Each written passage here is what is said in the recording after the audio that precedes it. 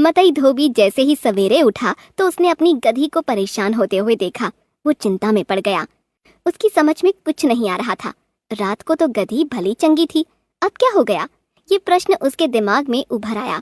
उसने अपनी पत्नी दुलिया को आवाज लगाई। अरे दुलिया, देख तो जरा, गधैया को कुछ तकलीफ है क्या?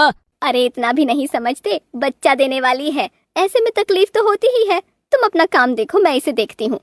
कुछ देर के बाद गधी ने बड़ी ही परेशानी से एक स्वस्थ बच्चे को जन्म दिया तो दुलिया खुश हो गई।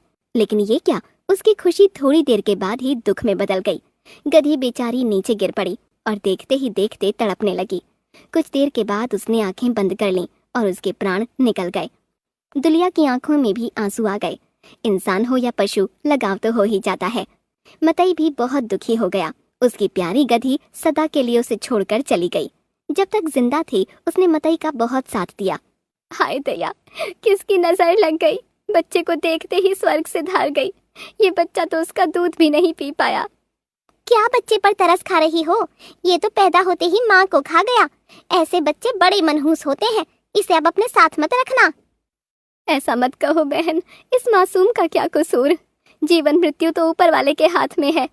मत मानो मेरी बात, देख लेना एक दिन तुम्हें मेरी बात याद आएगी। अब ये सब बातें मत करो, मेरी प्यारी गधी चली गई, मेरी खुशियाँ ही लुट गई है। दुलिया और मतई ने बड़े ही बोझिल मन से एक गड्ढा खोदकर उसमें अपनी प्यारी गधी का मृत शरीर दफना दिया। दोनों की आंखें बहुत नम थीं। गधी का बच्चा अनजान चुपचाप खड़ा ये सब देख रहा था। मतई ने उसे देखा और उपेक्षा का भाव उसके मन में आ गया। कुछ दिन के बाद मतई ने उस बच्चे का नाम घोंचू रख दिया। समय का पहिया घूमता रहा। घोंचू छोटेपन से ही हल्का फुल्का बोझ उठाने लगा था। अब वो बड़ा हो रहा था और अक्सर मतई के आसपास ही रहता था। लेकिन मतई के मन में उसकी गधी के चले जाने का दुख हमेशा रहता था। उसने घोंचू को बेचने का मन बनाया, लेकिन उसे मनहूस समझकर कोई खरीदने को तैयार नहीं था। एक बार किसी ढोंगी साधु ने मतई को एक खंडहर में खजाना होने की बात बताई, जिसे मतई मान गया। वो घोंचू के ऊपर बैठकर खंडहर की तरफ चल पड़ा। घोंचू खंडहर के नजदीक आने पर उसकी तरफ जाने से इनकार करने लगा। मतई ने बड़े प्रयास किए, लेकिन वो आगे ही नहीं बढ़ रहा था। मतई नीचे उतरकर अकेले खंडहर की तरफ जाने लगा तो घोंचू ने जाकर पीछे से उसके कपड़े पकड़ लिए। मतई ने विरोध दर्शाया। अरे चल हट, मैं दौलत लाने चला हूँ और तू रोकने पर आमदा है। तू ठहरा गधे का गधा, तू क्या जाने दौलत क्या होती है, शोहरत क्या होती है, हैं? एक बार खजाना हाथ लग जाए तो सारी दुनिया को मुट्ठी में कर लूंगा। मतई जबरदस्ती खंडहर के अंदर प्रवेश कर गया और उसी समय तूफान चलने लगा।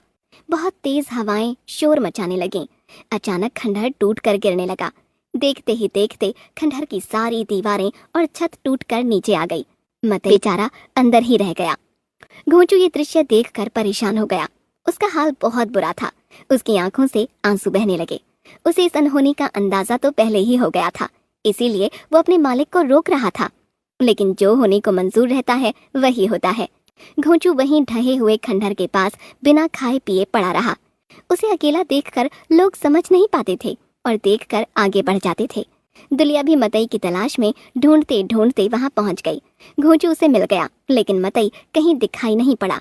घोंचू बार बार खंडहर की तरफ देखता और इशारा करता, लेकिन दुलिया कुछ समझ नहीं पा रही थी। दुलिया थककर घर लौट आई, लेकिन घोंचू वहीं पड़ा रहा। दुलिया ने सोचा कि मतई किसी दूसरे साधन से चला गया है। कई बार बिना बताए ही चला जाता था। 2 दिन बीत गए। दुलिया फिर उसी स्थान पर पहुंच गई। घोंचू वहीं था।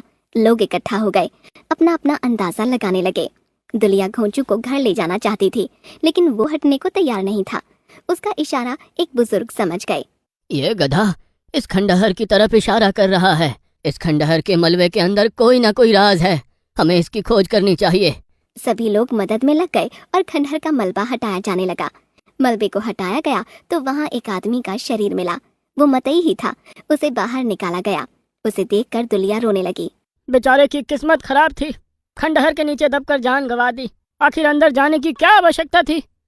क्या बताए, इसे इसकी मौत खींच लाई भाई। चलो अब इसके घर वालों को बुलवा लिया जाए, क्रियाकर्म की व्यवस्था की जाएगी।